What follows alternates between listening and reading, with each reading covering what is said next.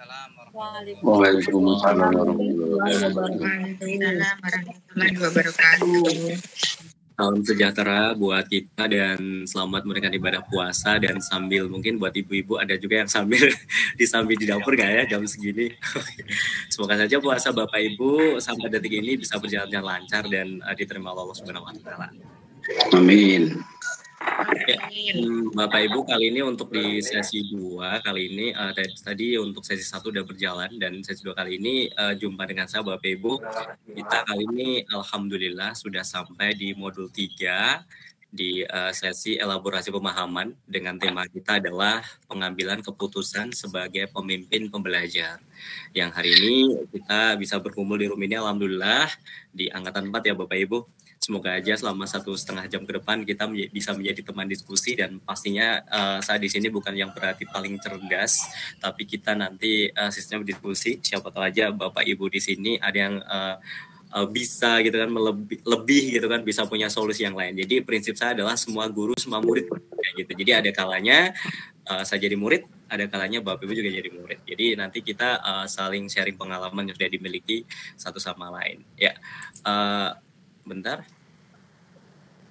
Ya, kalau misalnya kita lihat ada quote yang ada di layar Bapak Ibu bahwa education is the art of making man ethical. Bahwa pendidikan adalah sebuah seni untuk menciptakan manusia menjadi beretika. Ya, jadi dari Pak Nadiem sendiri ada quote juga Bapak Ibu bahwa beban dan amanah kepemimpinan adalah mengimbangi semua prioritas yang terpenting. Tugas saya dalam pendidikan adalah melakukan yang terbaik. Apa yang diinginkan kadang-kadang belum tentu itu yang terbaik. Dan untuk membuat perubahan, apalagi perubahan transformasional, pasti ada kritik. Sebelum mengambil keputusan, tanyakan apakah yang kita lakukan berdampak pada peningkatan pembelajar murid. Diambil dari kutipan dari Pak Nadiem, dan ini Bapak Ibu untuk perkenalan bahwa nama saya Catur Rohman. Saya ngajar di Madrasah Ibtidaiyah di Kecamatan Watu Malang, Kabupaten Wonosobo. Kemudian saya mendapat amanah juga menjadi Ketua KKGMI se-Kabupaten Wonosobo dan penggerak komunitas guru belajar Nusantara. Itu Bapak Ibu, jadi keandekan di sesi kita kali ini ternyata waktunya kurang gitu ya, atau mungkin kita ingin menyambung silaturahim atau apa, ingin tanya jawab atau ingin sharing apapun gitu ya yang berhubungan dengan pendidikan, Bapak Ibu bisa mengunjungi di Facebook saya di Felix Catur Rohman, kemudian di IG-nya yaitu Catur Rohman, dan ada di channel YouTube-nya juga yaitu Catur Rohman gitu. Jadi menggunakan nama Felix karena selain menjadi guru saya juga berada di radio Bapak Ibu, jadi menggunakan nama candid gitu ya. Oke. Nah, selanjutnya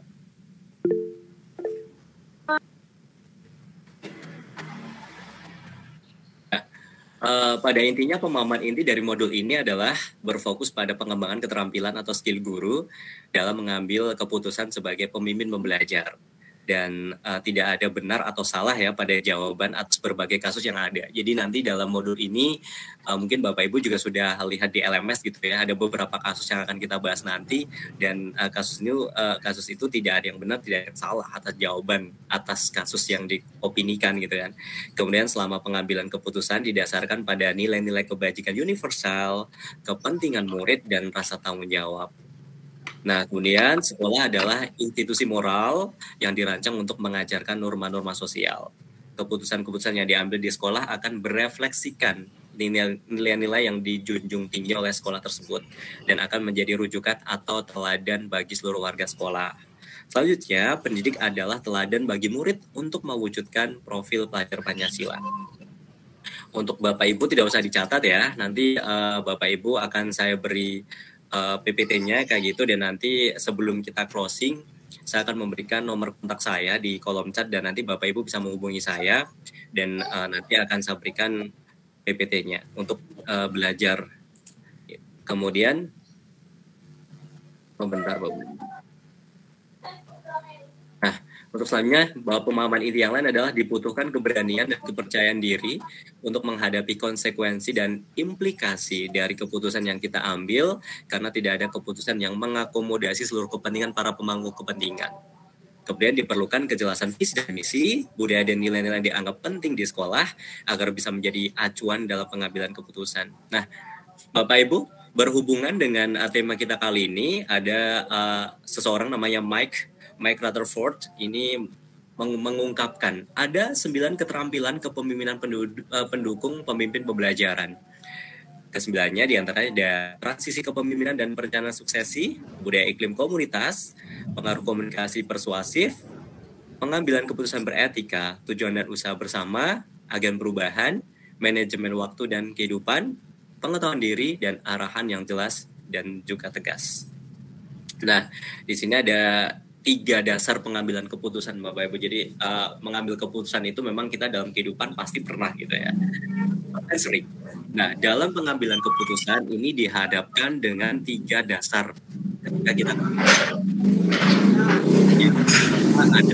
bahwa keputusan tersebut sesuai dengan kebajikan universal. Jadi disambung-sambungkan dengan norma-norma yang ada, kemudian nilai-nilai sosial yang ada gitu. Kemudian ada juga berpihak pada anak, terutama kepada murid.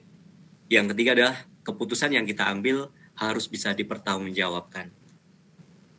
Nah, jadi Bapak Ibu bahwa konsep-konsep utama dari modul 3.1 ini adalah yang pertama sekolah sebagai institusi moral dan juga nilai-nilai kebajikan universal. Nah, yang pertama akan kita bahas adalah Bapak Ibu di nomor 1 dilema etika atau moral atau bujukan moral. Jadi dilema etika atau bujukan moral. Yang keempat, paradigma dilema etika. Yang ketiga, prinsip pengambilan keputusan. Yang keempat adalah 9 langkah pengambilan dan pengujian keputusan. Itu Bapak Ibu, itu adalah peta konsep untuk modul 3.1 CGB Angkatan 4 kali ini. Nah, yang pertama adalah akan kita bahas Bapak Ibu antara dilema etika dan bujukan moral gitu ya. Kalau misalnya Bapak Ibu lihat di slide gitu ada gambar rambu lalu lintas gitu ya. Bukan rambu lalu lintas sih tapi rambu arah gitu ya. Kemudian ada juga di situ bahwa kalau misalnya kita lihat ada yang sebelah itu ada bujukan moral yaitu right, wrong. Kemudian untuk dilema etika ada right versus right. Gambarannya seperti apa? Sebentar. Nah, Bapak Ibu bisa lihat bahwa bujukan moral itu jika ketika seseorang harus memilih dan membuat keputusan antara benar dan salah. Jadi harus membuat sebuah decision antara benar dan salah. Itu adalah bujukan moral. Tapi ketika kita dihadapkan dengan problematika antara right versus right atau benar lawan benar, ini harus memilih 2 opsi, di mana kedua-duanya itu secara moral itu benar, tetapi saling bertentangan. Ini adalah saat di mana kita harus membuat keputusan yang antara benar dan benar. Itu namanya adalah dilema etika. Jadi itu Bapak Ibu antara bujukan moral dan dilema etika. Jadi ketika kita dihadapkan dengan 2 problematika bahwa yang satunya benar, satunya salah, itu namanya bujukan moral. Tapi ketika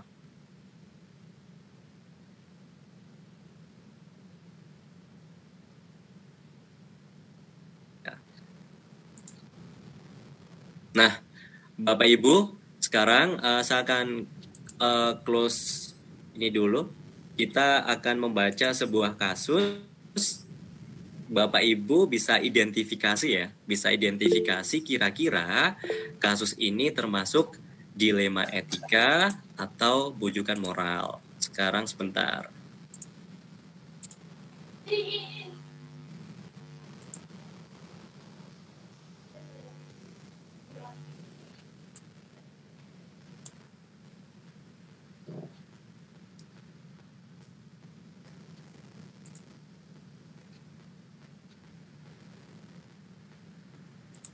Ya, Bapak Ibu terlihat ya di layar ya? Terlihat, Pak. Oke, kecil sekali, bentar. Saya coba besarkan. Ya, bentar. Saya nggak bisa baca. Nggak bisa baca ya, Bu? Bentar. Kecil. Bentar, aku coba membesarkan dulu.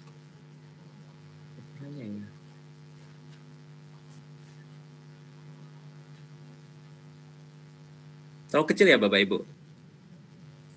Iya Pak, kecil. Bapak Bentar. Tapi bisa dibaca, Pak. Oke, adakah yang akan membantukan saya untuk membacakan itu agar teman-temannya yang mungkin merasa tulisannya lebih kecil ini bisa terdengar dengan baik? Oke, monggo, ingkang badhe maosaken. Bu Siti Nurjanah, badhe maosaken nggih? Saya boleh, Pak. Ya, Oh ya, Pak Rizky nanti yang kedua kasus kok. Oke, Bu Siti Nurjanah, monggo. ya, siap Bapak. Nggih. Saya bacakan. Nggih. Hari ini, murid-murid kelas 8 di SMP Pelita senang sekali karena mereka akan melakukan studi lapangan sebagai bagian dari pelajaran biologi. Untuk mengikuti studi lapangan ini, setiap murid harus membayar biaya ekstra. Danang dan 3 anak lain belum membayar biaya tersebut. Danang adalah murid yang sangat cerdas dan suka belajar biologi. Murid-murid yang tidak bisa mengikuti studi lapangan sudah diberikan tugas pengganti oleh guru biologi yang secara substansi sama dengan tugas yang dilakukan murid-murid lain yang mengikuti studi lapangan. Ketika murid-murid sedang sibuk mempersiapkan diri untuk naik ke dalam bus pariwisata yang akan membawa mereka ke Taman Safari, Ibu Dita, guru biologi sekaligus ketua panitia studi lapangan, melihat Danang datang ke sekolah bersama orang tuanya. Danang membawa ransel dan terlihat siap untuk bergabung dalam kegiatan ini. Orang tua Danang mengatakan pada Ibu Dita bahwa anaknya sangat ingin mengikuti kegiatan ini dan memohon agar Danang diperbolehkan mengikutinya dan mereka berjanji akan membayar dengan cara mencicil. Ibu Dita bingung sekali dengan situasi tersebut. Akhirnya, Ibu Dita pun mengajak orang tua Danang untuk bertemu dengan kepala sekolah, Pak Pandu. Bila Anda berada dalam posisi Pak Pandu, apa yang akan Anda lakukan? Menurut peraturan, Danang tidak bisa mengikuti program studi lapangan karena belum membayar biayanya. Namun Pak Pandu sadar betul kalau ia menerapkan peraturan itu, Danang akan sedih dan kecewa karena ia sudah mempersiapkan diri dan sangat ingin mengikuti kegiatan. Namun bila Pak Pandu memperbolehkan, bagaimana dengan murid lain yang juga belum membayar dan memutuskan untuk tidak ikut? Demikian, Bapak. Terima kasih Bu Siti. Bu Siti ngasto di jenjang nopo, Bu? Di SMP, Bapak. Oke, di SMP. Matur nuwun nggih. Nggih, sami-sami, Pak. Oke, Bapak Ibu, apabila tadi agak gila ya, apakah ada yang menyalakan device lain? Oke, Bapak Ibu, kalau misalnya kita lihat kasus yang tadi sudah dibacakan sama Bu Siti, coba Bapak Ibu sekarang kita identifikasi ya, apakah kasus antara Danang tentang study tour ini ya, ini termasuk bujukan moral atau dilema etika Bapak Ibu? Boleh di kolom chat, boleh juga beropini. Oke, mayoritas dilema etika ya, masih tunggu yang lain. Mayoritas dilema etika. Wah. Oke, sambil menunggu rekan yang lain mengetik ya, mungkin ada Bapak Ibu yang ingin resen gitu terkait kok dilema etika kayak gitu. Apakah ada yang betul versus betul atau betul versus salah? Pak Sandri, resen ya?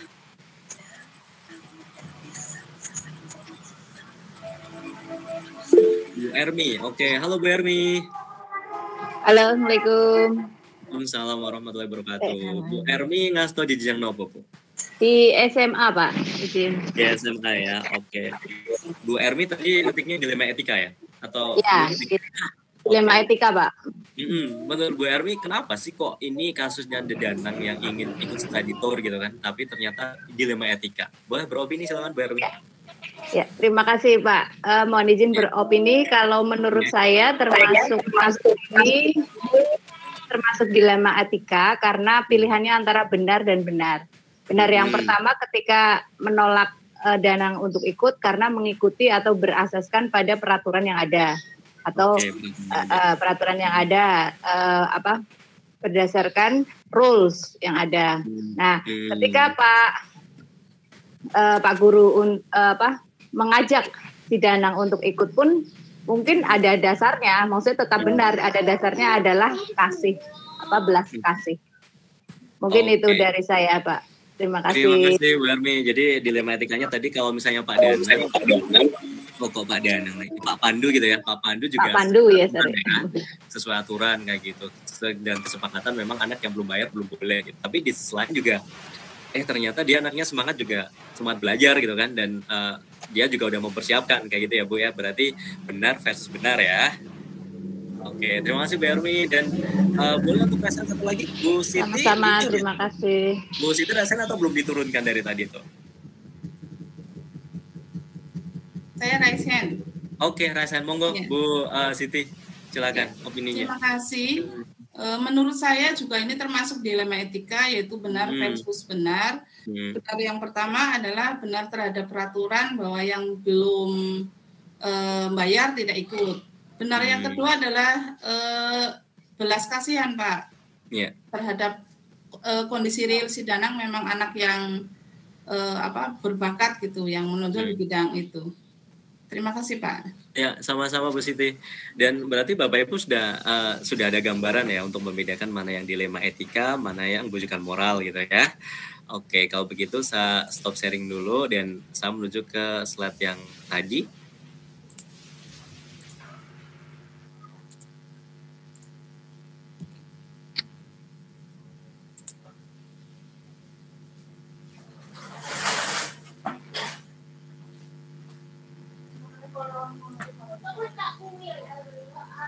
Nah, nih Bapak Ibu, seperti tadi dalam peta konsep, kalau tadi kita sudah mengenal bahwa bujukan moral atau dilema etika, dan untuk mind map selanjutnya adalah 4 paradigma dilema etika. Jadi dalam pengambilan keputusan ini ada 4 paradigma yang perlu diperhatikan Bapak Ibu, bahwa setiap keputusan itu juga harus mikir, ada individu lawan masyarakat. Kemudian ada kebenaran lawan kesetiaan. Ada keadilan lawan belas kasihan, dan juga ada jangka pendek lawan jangka panjang.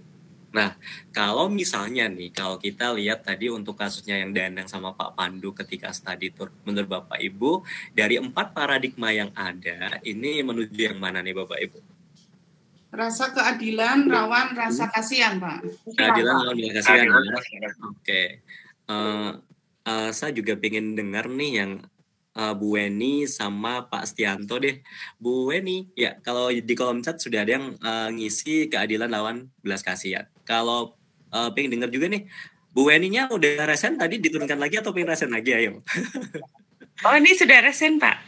Resen, oke. Bu Weni, monggo kalau ingin beropini silakan. Ya.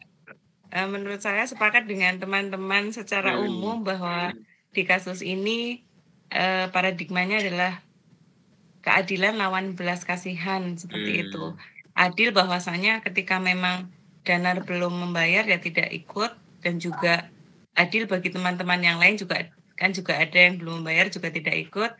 Tetapi di sisi lain kasihan juga karena Danar tadi Danang itu adalah murid yang baik dan dia juga mau mencicil, seperti itu, Pak.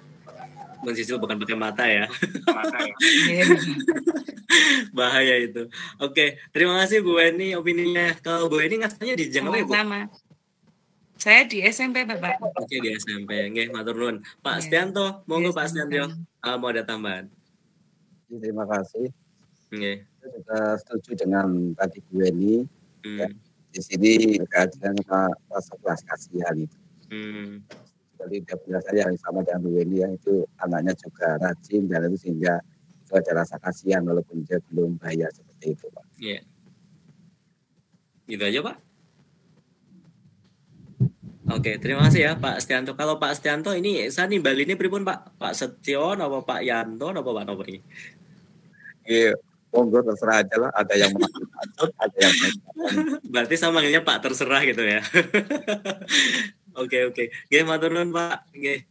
Dan iya buat Bapak Ibu bahwa memang saat tadi ya sudah mayoritas menjawabnya bahwa ini keadilan lawan belas kasihan. Di sisi lain memang adil gitu ya, bahwa untuk anak yang belum bayar memang belum bisa mengikuti study tour. Tapi di sisi lain juga ada belas kasihan karena kita lihat si Danang juga semangatnya luar biasa dan dia juga cinta dengan pelajaran tersebut. Jadi ada belas kasihan di situ yang nantinya perlu dibahas ya dengan teman-teman di sekolah terkait Danang ini bisa mengikuti study tour atau tidak. Ya, kita menuju ke slide selanjutnya. Nah, kemudian Bapak Ibu bahwa ada 3 prinsip pengambilan keputusan. Ya, tadi udah disampaikan juga sama rekan-rekan gitu ya, bahwa dalam pengambilan keputusan juga kita bisa nih untuk berkiblat pada 3 prinsip pengambilan keputusan yang ada. Yang pertama ada end-based thinking, yaitu berpikir berbasis hasil akhir. Gitu ya. Pokoknya akhirnya ya, pokoknya bermanfaat bagi semuanya lah, seperti itu misalnya. Atau juga rule-based thinking. Artinya karena peraturannya seperti itu ya harus kayak gitu. Nah, sementara yang lain di nomor 3 ini berpikir berbasis rasa peduli atau care-based thinking. Nah, kalau menurut Bapak Ibu, dari cerita tadi, ini yang mana ini? Boleh nggak sih kalau misalnya dalam satu kasus itu ada 2 prinsip, bahkan malah 3 prinsip dipakai? Boleh nggak ya? Boleh. Boleh ya? Boleh, Pak. Boleh saja. Tadi ada juga boleh berpikir berbasis rasa peduli. Oke. Boleh saja. Boleh, boleh kalau boleh. Bapak Ibu ada yang mau resen nggak? Bu Eri, oke, Bu Eri dan Bu Nur Alfi ya. Bu Eri dan Bu Nur Alfi, kemudian Bu Falasoh ya. Oke, boleh Bu Eri dulu, monggo Bu Eri, silakan. Terima kasih Pak. Menurut saya kalau seandainya Bapak izinkan untuk ikut study tour, itu benar. Ini berdasarkan berpikir berbasis peraturan. Tetapi kalau mengizinkan kemudian dicicil, itu berpikir berbasis terhadap muridnya bahwa anak itu mengikuti Pak. Seperti itu Pak. Ujung-ujungnya juga end-based thinking ya, gitu. Artinya bahwa yang penting semuanya ikut, gitu kan. Tapi ada kesepakatan di belakang, gitu. Yang penting senang, semua murid-murid senang dan mereka bisa belajar ketika study tour, gitu ya, Bu Eri ya. Nggih Pak, seperti itu Pak. Jadi itu tidak ada rasa minder Pak sama diri anak itu. Teman-temannya ikut, dia juga ikut ya gitu Pak. Kalau nggak ikut, minder Pak. Kayak saya dulu Pak pernah ngalami itu Pak. Saya minder. Dulu waktu zaman apa SD ya? Enggak, SMP Pak, teman-teman ke Borobudur katanya itu belajar tentang sandi. Saya enggak Pak, karena enggak punya uang Pak. Saya minder Pak. Oke, jadi ketika anak-anak pulang sekolah dan pulang dari study tour dan besoknya ketemu di sekolah, mereka cerita keasikan mereka, sementara Bu Eri blank gitu ya. Di pojok Pak, melongo, menyimak. Oke. Terima kasih Bu Eri. Bu Eri ngasuh di jenjang apa nih Bu Eri? SD. Oke, nggih matur nuwun. Salat sengipun sumangga kagem Bu Nur Alfi. Bu Nur Alfi sumangga opininya. Terima kasih Bapak. Menurut saya berpikir berbasis rasa peduli itu yang pertama. Karena Pak Pandu peduli terhadap anak. Si anak itu tidak mempunyai uang, tetapi dia mau mencicil gitu. Jadi dia tetap boleh ikut study tour. Itu yang pertama karena rasa peduli.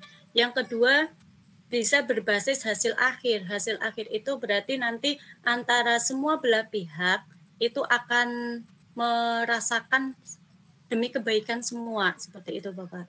Jadi ini bisa berbasis rasa peduli yang pertama. Yang kedua berbasis hasil akhir juga. Terima kasih. Itu opini dari saya.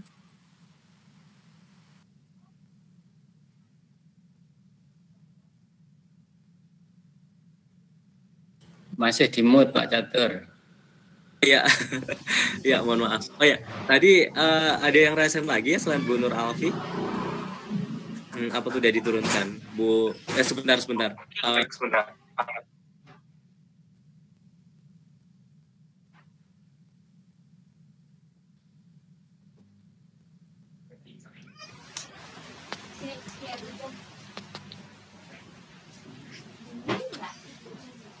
Ya, Bapak Ibu, mohon sebentar. Tadi anak pulang dari ngaji, minta dibukain pintu.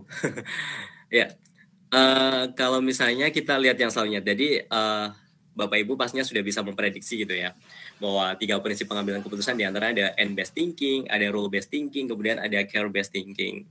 Untuk selanjutnya, nah ini Bapak Ibu kalau kita tadi lihat juga mind mapping ya, ada 9 langkah pengambilan dan pengujian keputusan Bapak Ibu. Ketika kita ingin mengambil keputusan, pastinya kita ada beberapa rujukan sih, yaitu ada 9 langkah dan akan saya jabarkan Yang pertama adalah apa nilai-nilai yang saling bertentangan dalam studi kasus tersebut. Jadi ketika kita ingin mengambil keputusan, kira-kira adakah nilai-nilai yang bertentangan dengan hasil keputusan kita? Misalnya dari nilai religius, kemudian nilai atau norma-norma yang berlaku di daerah gitu ya. Karena tiap daerah itu pasti punya peraturan yang tidak tertulis ya masing-masing.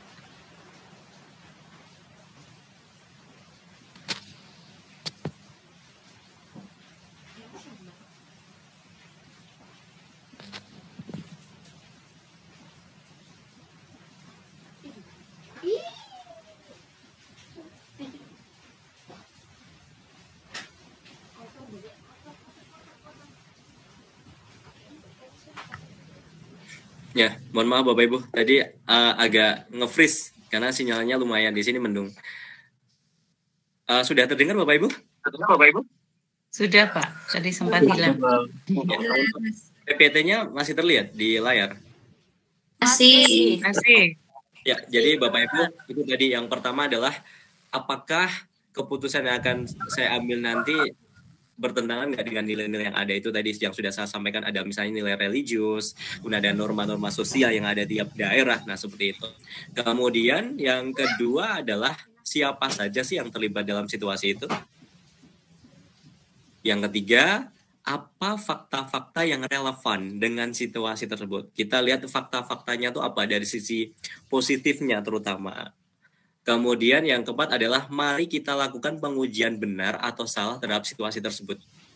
Nah, untuk menguji apakah benar atau salah dalam situasi tersebut, ini Bapak Ibu bisa menggunakan beberapa uji yang bisa dilakukan.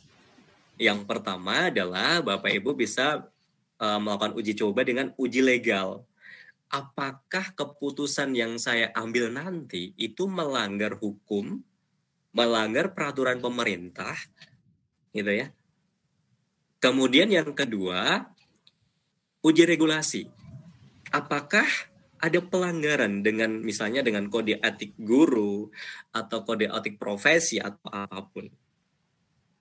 Kemudian uji intuisi. Berdasarkan perasaan dan intuisi kita, apakah ada yang salah dalam situasi ini? Jadi kita nyaman nggak sih mengambil keputusan itu? Ada nggak sih yang ganjel? Kemudian ketika saya mengambil keputusan itu, apakah keputusan itu membuat saya itu menjadi nggak bisa tidur gitu? Jadi ketika mau tidur itu merem aja susah gitu kan, terbayang-bayang terus kayak gitu. Jadi antara enak nggak ya, nah kayak gitu. Ada yang ganjel nggak ya? Itu kepada diri kita. Kemudian ada uji publikasi. Apa yang akan Anda rasakan bila keputusan Anda dipublikasikan di halaman depan koran atau media sosial misalnya? Apakah Anda merasa nyaman? Bila Anda tidak merasa nyaman, kemungkinan kasus tersebut juga bukan kasus dilema etika, namun bukan moral. Kita bisa membayangkan, wah kalau misalnya saya melakukan ini, mengambil keputusan ini, kemudian orang lain tahu, kemudian ternyata dipublikasikan. Apalagi yang namanya sekarang kan wali murid itu udah cerdas berstory di sosmed gitu ya Bapak Ibu. Mungkin ada suatu keputusan di mana nggak serak dengan hatinya si wali murid, kemudian wali muridnya nggak menyampaikan ke guru atau pihak sekolah, tapi malah mereka itu membuat status kayak gitu, atau mungkin di Facebook. Nah ini juga bisa untuk dengan publikasi. Apa sih kalau misalnya saya mengambil keputusan kok ada pihak yang mempublikasikan? Kemudian yang selanjutnya adalah uji panutan atau idola. Kira-kira apa keputusan yang akan diambil oleh panutan atau idola Anda dalam situasi ini? Mungkin, oh ya tempat Bu Eri hujan besar banyak guntur ya. Oke nggak apa-apa Bu, semoga aja sinyal bagus. Di tempat saya masih mendung sih. tapi tadi sempat hujan deras. Nah, jadi Bapak Ibu kalau misalnya ending terakhir nih, kalau misalnya masih galau gitu ya, galau, kemudian mungkin kita juga bisa sowan kepada orang-orang yang menjadi panutan kita gitu ya, terutama kita minta wejangan lah kayak gitu. Atau kalau kita misalnya sebagai umat muslim misalnya dengan istiharoh misalnya kayak gitu ya. Nah, mungkin dengan kita sowan kepada orang-orang yang menjadi panutan kita, yang keputusan-keputusannya itu bisa kita pegang, dan selama kita mengambil keputusan itu juga dapat dipertanggungjawabkan dan baik, mungkin itu bisa menjadi tempat kita sharing, tempat kita curhat untuk mengambil keputusan. Nah, kalau di bawah nih Bapak Ibu, jika situasi gagal, salah satu ya, jadi jika situasi gagal pada salah satu uji, maka tidak perlu melanjutkan pada langkah berikutnya. Kemungkinan besar situasi tersebut adalah bujukan moral, bukan dilema etika, gitu ya. Gitu Bapak Ibu. Nah, untuk yang selanjutnya adalah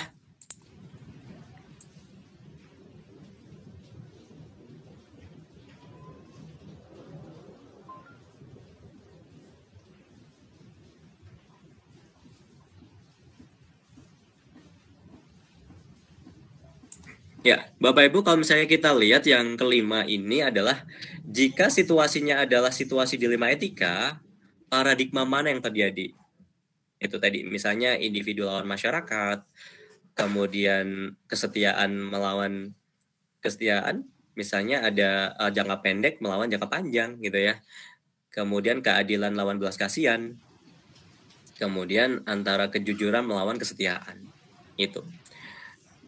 Kemudian yang keenam adalah prinsip mana yang digunakan untuk menyelesaikan masalah ini. Seperti tadi ada end-based thinking, kemudian role-based thinking, ada juga care-based thinking. Ketika kita dalam mengambil keputusan. Yang ketujuh adalah, adakah penyelesaian yang kreatif yang tidak terpikirkan sebelumnya? Nah, mungkin ada nih yang cetuk punya penyelesaian yang kreatif yang belum terpikirkan oleh orang di sekitarnya, kayak gitu. Investigasi opsi trilema, berarti ada opsi-opsi lain yang tidak ada di situ yang cetuk dalam pikiran. Kemudian yang kedelapan adalah, apa keputusan yang Anda ambil? Nah, setelah melalui 7 rentetan, kita memutuskan yang diambil. Kemudian yang ke-9 adalah coba lihat lagi keputusan kita, kemudian refleksikan. Tuh Bapak Ibu. Nah, kalau misalnya kita lihat bentar.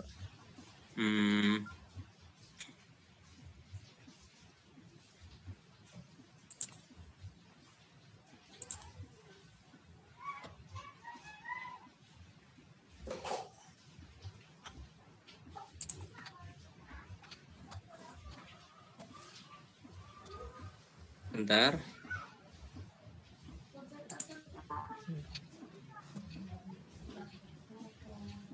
Nah, Bapak Ibu, ini ada beberapa pertanyaan-pertanyaan yang bisa kita diskusikan bersama untuk sore hari ini terkait 3 prinsip pengambilan keputusan.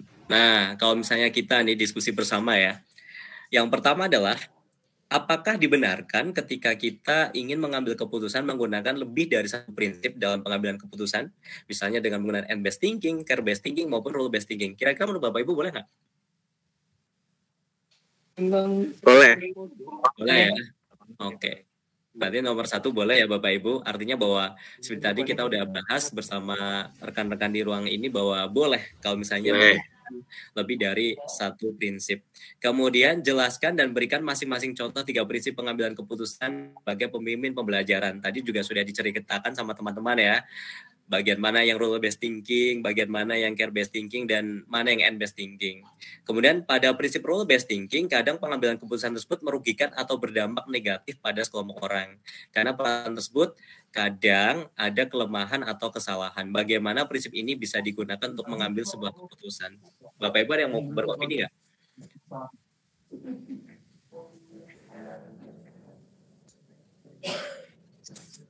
Dengan rule-based thinking berbasis peraturan, kadang ada dampak, ada yang dirugikan, ada sisi negatifnya dan ada sisi positifnya pasnya. Ada Bapak Ibu ingin beropini terkait yang pertanyaan nomor 3 ini? Ya, Bu Eri. Terima kasih Bu Eri. Silakan Bu Eri.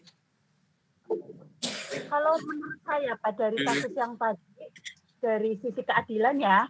Ya. Dari keadilan anak yang sudah membayar itu ada perasaan kayak gini Pak. Kok dia ikut padahal dia belum bayar. Itu Bapak kepala sekolahnya itu bertindak kurang adil Pak. Tetapi kalau dari sisi penyelenggaraan kasihan benar. Menurut saya seperti itu Pak. Oke.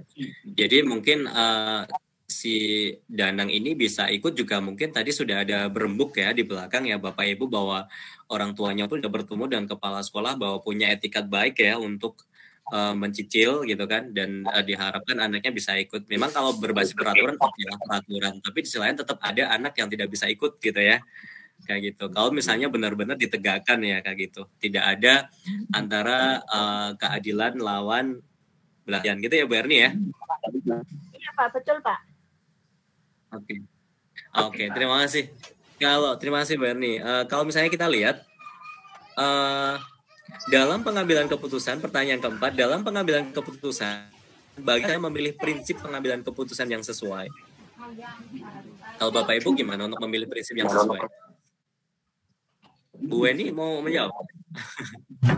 Mungkin dilihat dulu Pak masalahnya itu terkait apa, jadi kita lebih bisa memutuskan prinsip mana yang kita ambil seperti itu. Jadi dilihat dulu, dijabarkan dulu masalahnya dan kita kemudian bisa mengambil mana disesuaikan dengan persoalannya. Oke, jadi intinya kita observasi dulu masalahnya seperti apa gitu ya, dan nanti pengambilan keputusan melalui prinsip yang mana gitu ya Bu Eni ya. Jangan langsung pokoknya rule based thinking itu paling keren gitu kan, apalagi care based thinking gitu kan. Ternyata kayak lain ladang lain belalang gitu ya, lain problem juga lain bagaimana prinsip menyelesaikannya gitu ya Bu Eni ya. Iya Pak.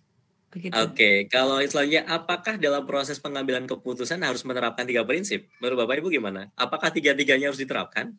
Tidak. Oh, tidak ya. Oke. Pak Eko ya? Pak Eko ngerti kan ya, Pak? Atau tadi siapa nih Bapak-Bapak? Adakah Bapak-Bapak yang beropini dari tadi rata-rata apa mentang-mentang 21 April gitu ya, dan ibu-ibu yang berkomentar pengen coba nih yang Bapak-Bapak juga banyak. Ayo bolehlah untuk resen yang Bapak-Bapak. Iya Pak Sofandi. Pak Sofandi silakan Pak. Ada muncul juga nih dari Bapak-Bapak. Monggo Pak. Ya menurut saya jangan ketiga-tiganya Pak. Kita pilih salah satu saja. Jadi, biar fokus kepada salah satu permasalahan dan untuk hasilnya pasti akan lebih baik. Oke, terima kasih Pak Sofandi. Ini posisinya masih di mana Pak? Udah di rumah Pak. Oke, di rumah. Terima kasih ya Pak. Ya. Kemudian yang pertanyaan terakhir untuk yang 3 prinsip pengambilan keputusan, apakah ada prinsip yang paling utama dari ketiga prinsip pengambilan keputusan tadi Bapak Ibu? Ada yang paling utama? Ada. Sama. Semua sama ya? Tidak ada. Tidak ada karena itu alternatif. Oke. Berarti tidak ada karena disesuaikan dengan kasusnya gitu ya. Mungkin ada kalanya lebih utama yang rule based thinking ketika memang problemnya itu juga cocok ke rule based thinking gitu ya. Jadi tergantung seperti yang tadi sudah dibahas sama teman-teman bahwa tergantung permasalahannya apa, kemudian prinsip itulah yang paling utama. Nah, seperti itu ya. Jadi 3-3-nya memang option utama semua gitu ya. Oke, kemudian kita mungkin bisa diinvestigasi dulu, kemudian diobservasi dulu kasusnya seperti apa. Nah, bentar.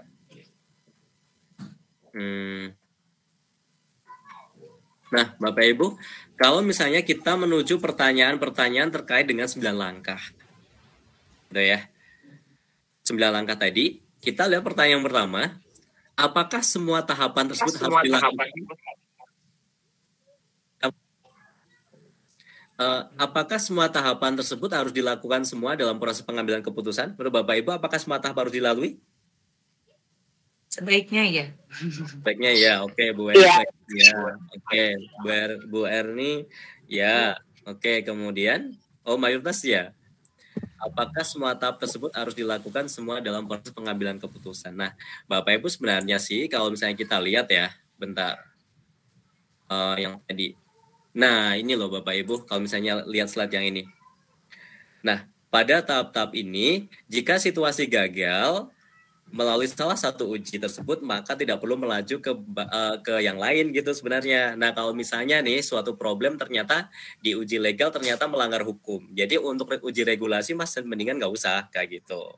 Ternyata kalau saya ingin mengambil keputusan tapi ternyata dengan peraturan pemerintah, kemudian dengan peraturan atau perundang-undangan yang ada ternyata melanggar. Oh, berarti regulasinya nggak usah. Berarti gagal di uji legalisasi gitu ya. Kemudian kalau misalnya ternyata di legal kalau di legal ternyata bisa gitu kan. Tapi ternyata dalam kode etiknya nggak cocok kayak gitu. Berarti nggak usah ke intuisi. Karena kayaknya pasti akan lebih mengganjal gitu ya. Nggak gitu. Tapi ada juga loh bagi problem yang ternyata semua uji atau semua dari 9 prinsip pengambilan keputusan ini ternyata bisa digunakan. Tergantung problem masalahnya juga. Ternyata dari step by step kayak kalau misalnya kita ikut audisi ya. Audisi pertama, kedua lolos gitu sampai akhirnya grand final kayak gitu kan. Nah, grand finalnya ini adalah ketika pengambilan keputusan yang endingnya juga nanti akan ada refleksi. Nah, kemudian nomor 2 Bapak Ibu. Mengapa uji publikasi diperlukan dalam langkah pengambilan keputusan? Nah, mengapa uji publikasi diperlukan dalam langkah pengambilan keputusan Bapak Ibu? Menurut Bapak Ibu gimana? Kan sekarang sosmed gitu kan, atau mungkin sekarang kebebasan pers kayak gitu. Kadang judulnya juga dibuat ngeri banget gitu kan, sehingga pembaca itu begitu lihat judulnya aja udah aduh kayak gitu. Menurut Bapak Ibu, ini mengapa ya kalau uji publikasi? Adakah? Karena jika tidak ingin dipublikasikan mengarah pada pendidikan moral. Oke. Agar keputusan menjadi keputusan yang bagi masyarakat. Boleh Bu Siti Nurjana rasain ya? Biar merasa nyaman. Oke. Untuk mengetahui tingkat penerimaan di masyarakat. Oke. Jadi penting juga ya. Nah sekarang Bapak Ibu saya akan close share yang ini dulu, stop sharing. Kemudian ada satu kasus lagi yang bisa kita bahas. Bentar.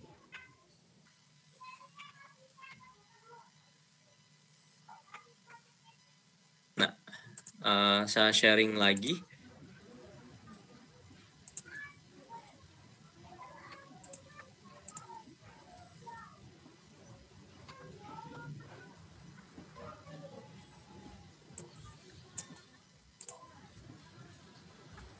Nah, Bapak Ibu, sekarang ada kasus yang kedua. Tapi kalau Bapak Ibu untuk tadi yang individu lawan masyarakat, kemudian kejujuran lawan kesetiaan, keadilan lawan belas kasihan, kemudian jangka pendek jangka panjang, Bapak Ibu semua udah lihat videonya di LMS ya? Sudah ya Bapak Ibu ya? Sudah. Alhamdulillah. Sudah, Pak. Sudah. Kan gitu ya. Oke, tadi Bapak-bapak yang ingin membantu membacakan tadi siapa ya? Pak Bagus, Pak. Oke, Pak Bagus ya. Oke. Pak Bagus, hai Pak Bagus.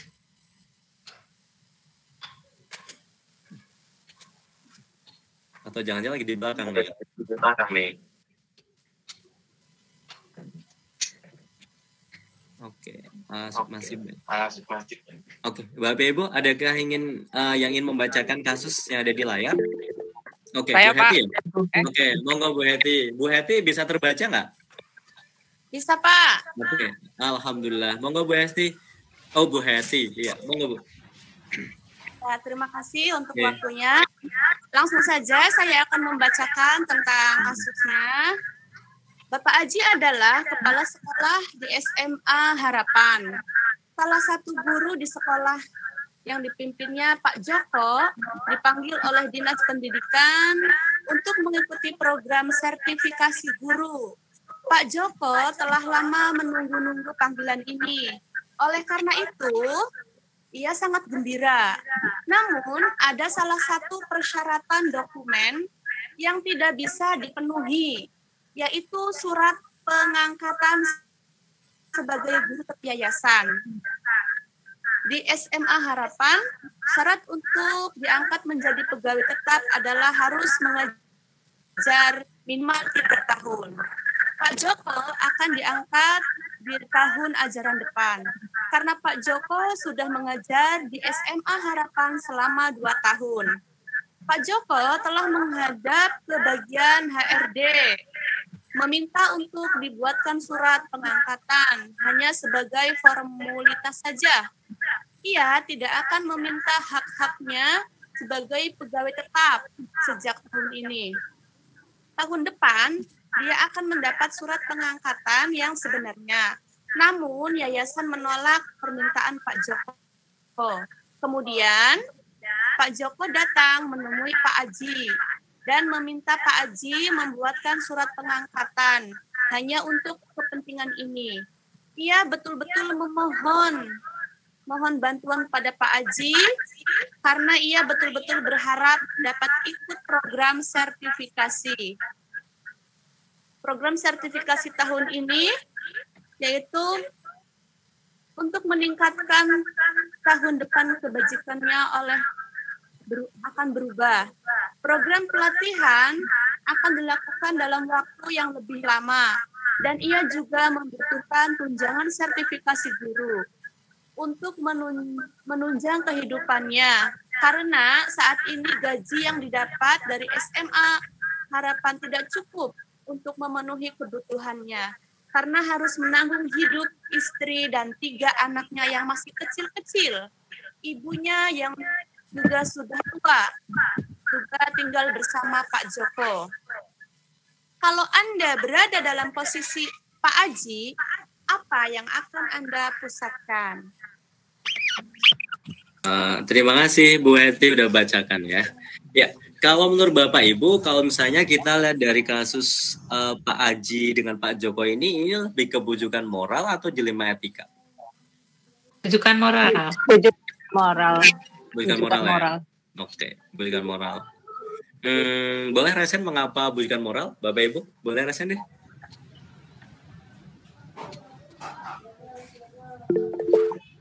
Bu Eri lagi. Oke, Bu Eri dan Bu Weni ya, ditunggu. Bu Eri dulu. Bu Eri, monggo Bu Eri. Mengapa Bu Eri punya decision bahwa ini adalah bujukan moral? Menurut saya, Pak, karena seperti ini, Pak. Ini kan sudah peraturan. Peraturan tidak bisa dilanggar. Jika dilanggar, nanti akan ada guru-guru lain yang melanggar peraturan tersebut, Pak. Masalah memenuhi kebutuhan bisa atau tidak itu resiko seorang guru, Pak. Seperti itu, Pak. Seperti halnya saya biasa mau nggak mau saya ya mengikuti peraturan yang ada. Peraturan kan dibuatkan oleh semua orang biar orang itu mengikuti. Seperti itu, Pak. Oke, terima kasih Bu Eri. Bu Weni, monggo Bu Weni. Ya, menurut saya ini bujukan moral karena pilihannya adalah antara benar dan salah, bukan benar dan benar seperti itu. Kenapa salah? Karena di sini ya memang ada ketentuan bahwa pegawai tetap itu diangkat 3 tahun seperti itu. Dan ketika itu dilakukan maka di sini ada rekayasa seperti itu dan menurut saya itu bisa juga menyalahi aturan seperti itu. Dan jikalaupun di sini kasihan ada banyak guru-guru lain yang selain Pak Joko yang mungkin sama seperti itu dan ketika Pak Joko masuk dengan di situ ada rekayasa, ada guru-guru lain yang kemudian sebenarnya itu sudah waktunya akhirnya terkalahkan oleh Pak Joko yang kemudian memang di sini ada rekayasa seperti itu. Jadi itu Pak. Dan teman-temannya pasti tahu ya kalau Pak Joko itu ada 3 tahun ya Bu.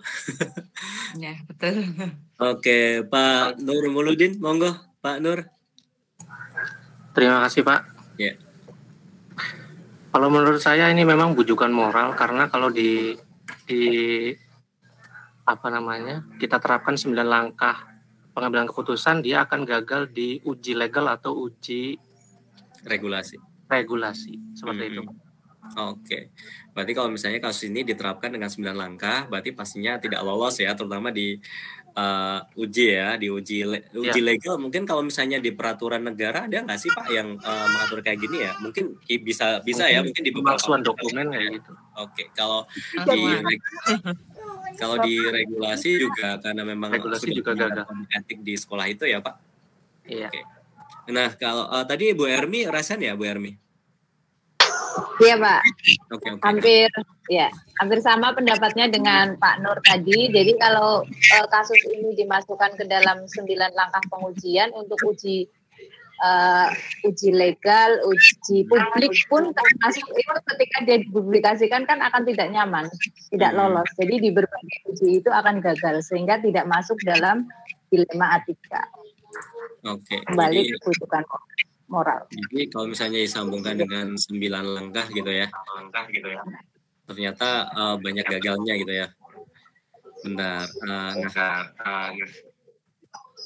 Nah, kalau misalnya Bapak Ibu, kalau misalnya kita tadi udah lihat ya yang kasusnya yang kedua, yaitu tadi buat teman-teman sudah banyak yang menyambungkan dengan 9 langkah pengambilan dan pengujian keputusan. Kalau misalnya kita identifikasi bersama nih Bapak Ibu, kalau kita lihat langkah yang pertama, kira-kira apa nilai-nilai yang saling bertentangan dalam studi kasus yang tadi? Yang kedua menurut Bapak Ibu yang saling bertentangan apa versus apa, Bu? Bukan yang paradigma ya. Salah versus benar. Salah versus benar ya. Oke. Salah versus benar. Kalau salahnya tadi udah disampaikan sama Bu Weni dan kawan-kawan, benarnya juga tadi ada apa ya? Tadi ada rule based thinking bahwa peraturannya memang karena memang tadi belum nyampe 3 tahun gitu ya. Jadi kayak pendaftaran TGP ini loh, kayaknya ada sudah mengajar selama 5 tahun kayak gitu ya Bu Eni ya. Iya. Betul. Nah, jadi jadi memang beberapa problematika juga ternyata di Kota Sari Wonosobo juga kayak gitu. Ternyata banyak juga guru-guru yang sudah 5 tahun ke atas tapi mereka nggak ngeh kayak gitu. Tapi ternyata guru-guru muda yang mengajarnya belum ada 5 tahun tapi mereka semangat luar biasa untuk belajar. Tapi di silan rule-nya kayak gitu, rule based thinking-nya ternyata peraturannya kayak gitu. Jadi ketika masuk ke SIM PKB pun ternyata denied kayak gitu. Merah gitu ya. Oke, kalau yang kedua, siapa saja sih yang terlibat dalam kasus ini, Bapak Ibu? Bisa identifikasi?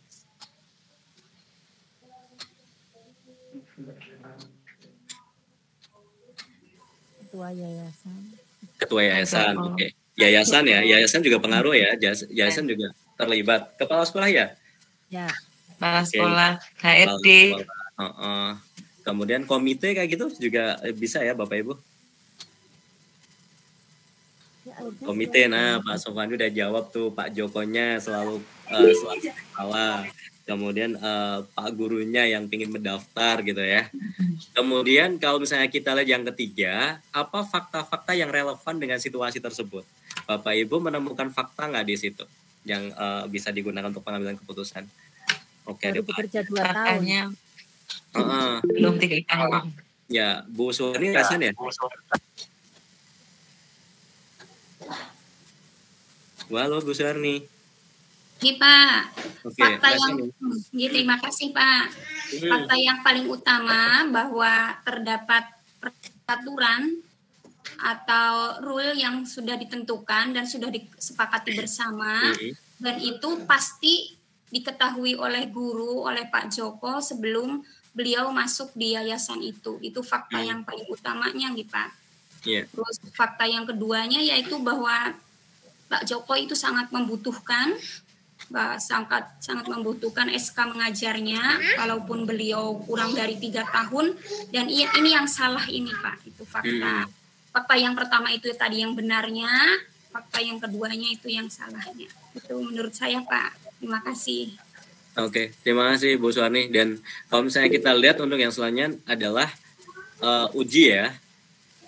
Mari kita lakukan pengujian tadi buat teman-teman di sini juga. Tadi Pak Nur Muludin juga udah ngendigake bahwa tadi ketika diuji aja, diuji legal udah nggak lolos gitu ya, apalagi masuk ke uji regulasi gitu ya. Jadi jelas itu udah nggak lolos. Berarti kalau misalnya dalam satu uji udah nggak masuk, berarti nggak usah masuk ke pengujian yang selanjutnya. Nah, kemudian kalau misalnya gini,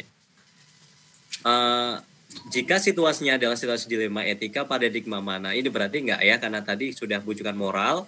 Kemudian yang keenam adalah prinsip mana yang digunakan untuk menyelesaikan masalah ini. Kalau misalnya Bapak Ibu selaku kepala sekolah, nah kayak gitu, mendapatkan kondisi seperti ini, kira-kira prinsip mana nih di antara N-based thinking, role-based thinking, ataupun care-based thinking? Meskipun tadi care-based thinking, mungkin care-based thinking. Role-based thinking. Ya. Berbasis peraturan. Nah, berbasis peraturan. Meskipun tadi keluarganya juga menghidupi keluarga, di situ gajinya nggak cukup kayak gitu ya, tapi ternyata care-based thinkingnya ntar dulu lah, karena memang peraturannya belum 3 tahun juga, dan pastinya di lingkungan itu kan bukan cuma dia saja yang mengajarnya, belum 3 tahun gitu ya. Jangan sampai rekan-rekan guru juga ada kecemburuan di situ malah menjadi sebuah problematika intern sekolah gitu ya.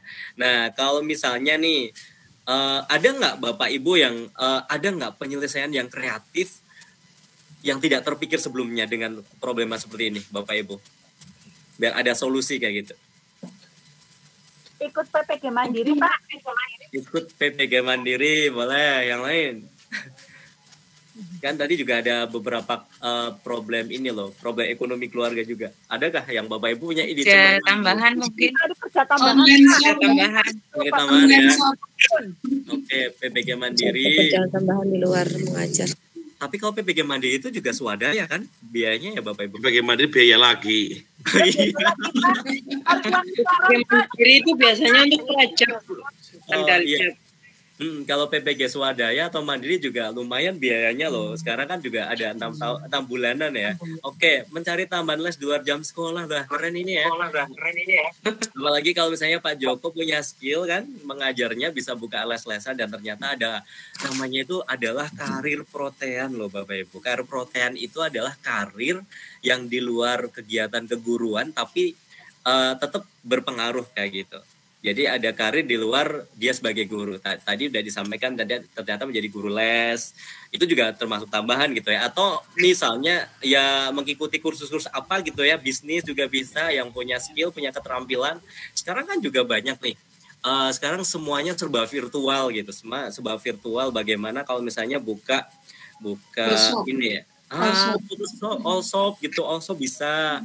Atau ya itu jualan online ya. Atau ini menerima pemesanan ini flyer, banner kayak gitu kan, nggak butuh tempat display gitu kan. Kita udah punya sosmed, kemudian ternyata sekarang tuh yang namanya aplikasi-aplikasi di HP maupun di laptop itu banyak sekali yang bisa dimanfaatkan. Tukang foto juga boleh, yang penting tanggung jawabnya kepala sekolah memberi modal. Iya boleh pakai koperasi gitu ya.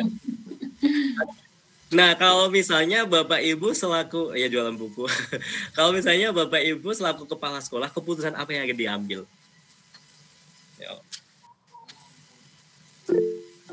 Pak Nurmuluddin deh. Iya, bisa berandai-andai, berimagine Pak. Kalau Pak Nur ini manggilnya siapa? Nur atau Pak gimana nih Pak? Pak Udin. Pak Udin. Pak Udin ya? Ya. Boleh lah, Pak Udin. Pak Udin. Kalau saya ambil opsi yang trilema aja Pak. Oke. Berpikir berarti tetap belum diperbolehkan untuk ikut karena memang SK-nya belum cukup, tapi dikasih opsi lain gitu ya Pak. Bagaimana? Kata seperti tadi udah disampaikan sama teman-teman, Pak bagaimana kalau buka les-lesan? Nah kayak gitu. Atau mungkin saya beri kemudahan untuk ambil pinjamannya di koperasi sekolah kayak gitu untuk modal gitu ya Pak. Gitu. Oke. Nah atau mungkin ada IHT lah di sekolah gitu, IHT yang memanggil para praktisi-praktisi kayak gitu untuk menambah skill guru yang mungkin nanti bisa menambah untuk karir protean ya. Kemudian itulah Bapak Ibu, dan itu yang saya sampaikan. Mungkin Bapak Ibu akan ada yang direfleksikan, mungkin akan ada yang disampaikan di sini. Kita akan saling berbagi. Mungkin ada beberapa teman yang punya problem, yang teman lain juga pernah mengalami dan bisa ngasih solusi. Silakan Bapak Ibu bisa rasain. Ya Pak Edi ya, Pak Edianto. Oke, Pak Edi. Ya, selamat sore Pak. Assalamualaikum warahmatullahi wabarakatuh. Waalaikumsalam warahmatullahi wabarakatuh.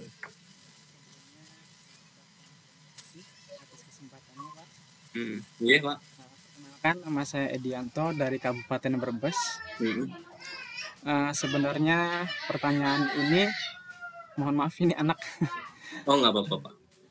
Sebenarnya pertanyaan ini sudah saya tuliskan Pak di LMS sebelum elaborasi pemahaman ini. Kan biasanya ada pertanyaan-pertanyaan yang harus diberikan seperti itu. Iya. Cukup panjang juga, saya deskripsikan dulu. Yang ingin saya tanyakan adalah apa dasar yang membedakan antara dilema etika dengan bujukan moral? Karena saya terkadang masih ragu Pak untuk membedakan dilema etika dan bujukan moral. Mungkin karena habis ataupun sedang mengurusi administrasi ujian sekolah ini, sehingga otak saya belum siap memahami ini, Pak. Nah, disebutkan bahwa dilema etika itu benar lawan benar, kemudian bujukan moral benar lawan salah. Nah, untuk menyatakan nilai benar atau salah ini bagaimana caranya, Pak? Mungkin jika kasusnya sangat mencolok tentang nilai kebenaran dan nilai kesalahannya itu tidak ada masalah. Karena terkadang apa yang menurut kita benar belum tentu menurut orang lain juga benar. Begitupun sebaliknya. Nah, dilihat dari sudut pandang manakah menentukan benar atau salahnya. Apakah ada kriteria tertentu atau situasi atau kondisi tertentu untuk menentukan benar atau salahnya. Contoh, saya flashback sebentar. Menurut modul yang kita pelajari yang membahas tentang hukuman dan reward atau penghargaan di modul 1.4, bahwa kita tidak dibenarkan untuk menghukum atau memberi hadiah atau reward kepada murid kita dengan penjelasan-penjelasan yang kita ketahui bersama atau pasti ada untuk rekan-rekan kita di luar CGP tindakan menghukum atau memberi reward bukan merupakan sesuatu yang salah, bahkan dibenarkan. Nah, jadi intinya apa yang dianggap kita benar belum tentu menurut orang lain benar. Sementara dilema etika dan bujukan moral ini berhubungan dengan nilai benar dan salah. Nah, kembali ke awal, bagaimana cara menentukan nilai benar dan salah ini untuk membedakan dilema bisa dihubungkan dengan modul 1.4 tentang budaya positif, pemberian hukuman dan reward atau penghargaan. Mungkin itu saja yang saya tanyakan. Terima kasih. Oke, terima kasih. Adakah dari teman-teman di sini akan menanggapi pertanyaan dari Pak Edianto? Boleh untuk Rasen, boleh untuk Bu Repini. Monggo. Oke, Bu Eri ya. Oke, monggo Bu Eri. Pak Edi, maaf ya Pak Edi, saya mencoba untuk menjawab.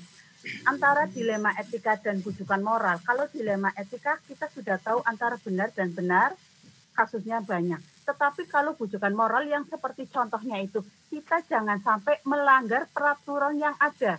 Jika kita melanggar peraturan yang ada, berarti kita melakukan perbuatan salah ya. Itu andai kata berandai-andai Bapak Kepala Sekolah itu memberikan rekomendasi. Itu dampaknya itu di besoknya atau di saat itu akan besar. Dan itu tidak baik untuk sebuah sekolah swasta tersebut, tidak baik Pak. Ini sudah aturannya. Kalau aturannya ya sudah tidak bisa dilakukan Pak. Jangan sampai melanggar peraturan. Kalau melanggar peraturan ya salah ya tetap salah Pak. Lebih baik menunggu atau mencari solusi yang lain seperti itu Pak. Terima kasih.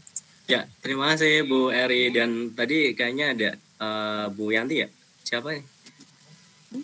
Rianti Pak. Oh Bu, iya, manggilnya Bu Rianti atau Bu Yanti? Ya, Bu Rianti. Ya, saya coba ya Pak. Ya, monggo.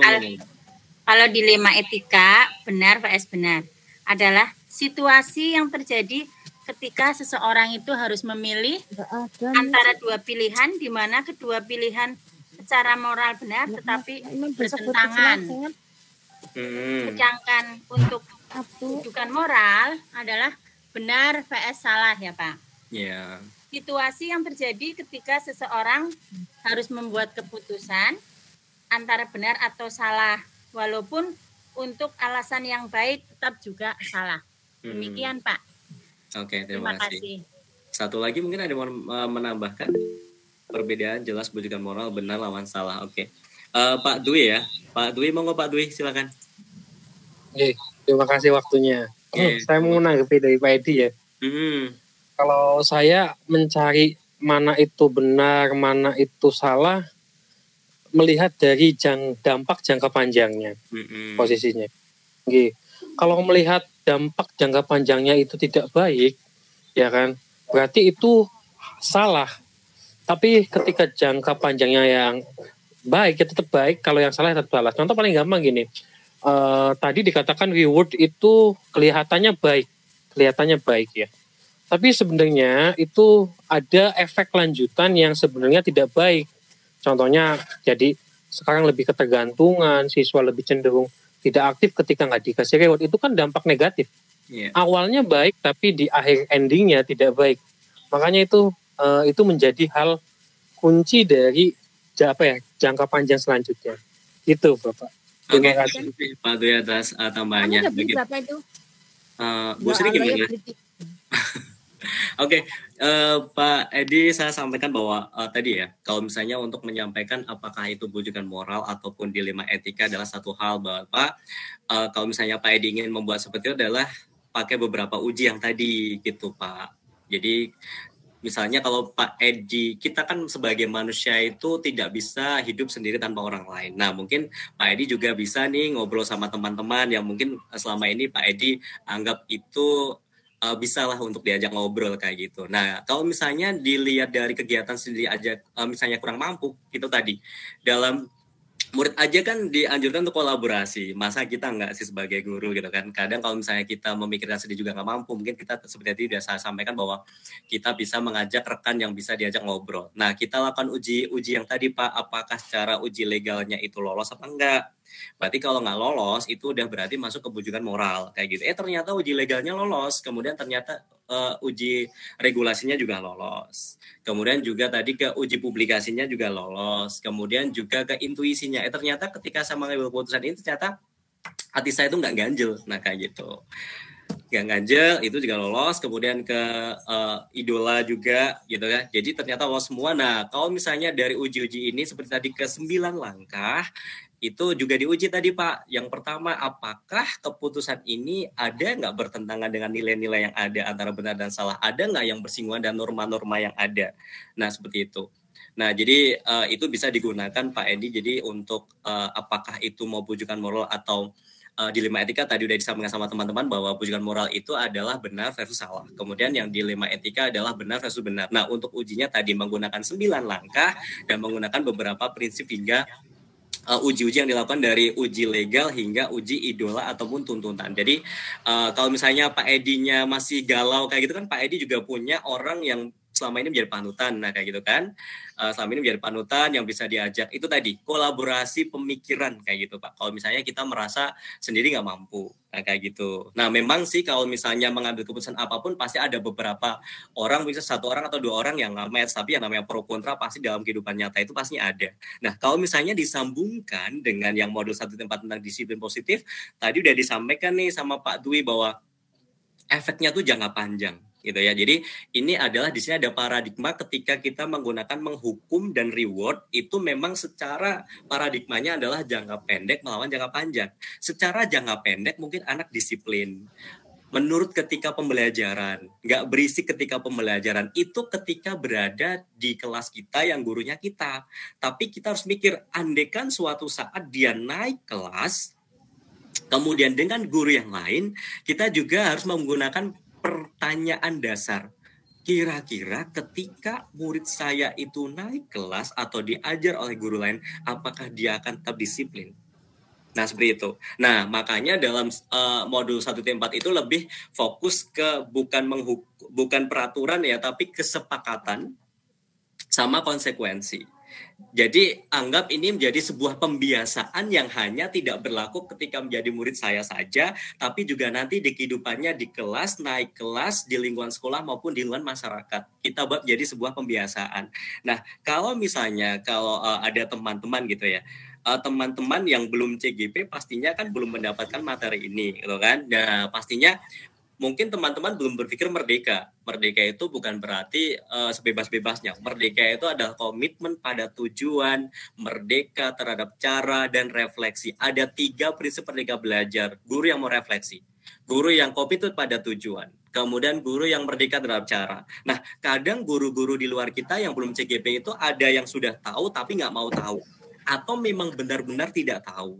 Nah, maka dari itulah tugasnya Pak Edi dan teman-teman nanti ketika sudah lolos dari kegiatan PGP ini, jangan bubar kayak gitu. Jangan bubar, tetaplah menjadi sebuah forum, jadi alumni angkatan 6 untuk kabupaten tersebut dan nanti bisa untuk menyebarkan virus itu, menyebarkan virus-virus itu kepada teman-teman agar mereka itu tercerahkan. Nah kayak gitu. Nah kalau misalnya nih Pak, saya di Wonosobo memang baru angkatan 6 dan angkatan 7, jadi belum dilaksanakan kayak gitu. Tapi saya dengan teman-teman itu punya forum sendiri, itu tadi Komunitas Guru Belajar Nusantara.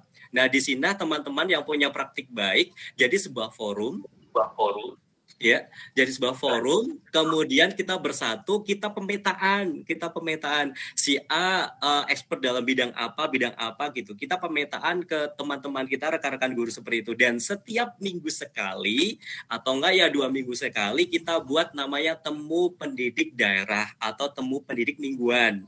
Nah, pengisinya siapa? Karena tadi saya sudah mengatakan semua guru, semua murid. Ada kalanya saya belajar dengan guru PAUD tentang parenting. Ada kalanya guru SMP belajar dengan saya tentang disiplin positif. Atau ada kalanya saya belajar dari dosen atau dosen belajar dari saya. Jadi semua punya kesempatan untuk ngisi. Nah di situ juga buat flyer, kemudian kita publikasikan. Nah ternyata makin banyak yang penasaran, komunitas guru belajar tuh apa sih? Nah kayak gitu. Jadi mereka penasaran, masuk. Nah dari situlah kita bantu untuk mencerdaskan teman-teman kita yang tadinya miskonsepsi merdeka belajar menjadi lebih belajar merdeka. Nah seperti itu sih Pak. Jadi lebih efeknya ke jangka pendek versus jangka panjang gitu. Pak Bambang ada yang mau ditambahkan atau mau bertanya Pak? Mau bertanya Pak. Oke, bentar. Saya tanya sama Pak Edi. Ada yang mau disampaikan lagi Pak Edi? Oke Pak, terima kasih penjelasannya cukup jelas sekali. Oke, terima kasih Pak Sabunderipun. Sekarang kepada Pak Bambang Pak. Silakan Pak Bambang. Ya, terima kasih Pak. Ya. Bagaimana atau berapa lama lama kita mengambil sebuah keputusan dari sebuah masalah. Soalnya tadi kan untuk mengambil keputusan kita meruntut pada etika, kemudian sampai pada paradigma, sampai pada prinsip, supaya sampai kepada 9 langkah. Ini kayaknya sepertinya membutuhkan jangka waktu yang lama, Pak. Sedangkan ada suatu masalah yang saat itu harus diputuskan oleh seorang pemimpin pembelajaran. Apakah bisa langsung ambil jalan pintas atau melalui tahapan-tahapan itu, Pak? Terima kasih. Terima kasih, Pak Bambang. Bu Siti gimana, mau tanya atau mau menanggapi? Saya mau nanya, Pak. Oke, Bu Siti, monggo Bu Siti pertanyaannya. Ya, Assalamualaikum warahmatullahi wabarakatuh. Waalaikumsalam warahmatullahi wabarakatuh. Pertanyaan saya, barangkali tadi saya tidak terdengar dari penjelasan Bapak, soalnya di sini banyak guntur nih Pak. Banyak apa? Banyak guntur ya? Oke. Banyak petir maksudnya. Oh iya, oke. Ini tadi saya kurang jelas di bagian kenapa ketika kita menanggapi soal bujukan moral, itu kita kan tadi bisa menggunakan 3 prinsip, kemudian dengan 9 langkah. Tetapi kenapa yang individu lawan masyarakat atau kemudian dalam individu lawan masyarakat jangka pendek, lawan jangka panjang itu tidak digunakan Pak, seperti itu. Terima kasih. Oke, nah terima kasih. Kepada Pak Bambang ya, adakah yang mau menanggapi Pak Bambang?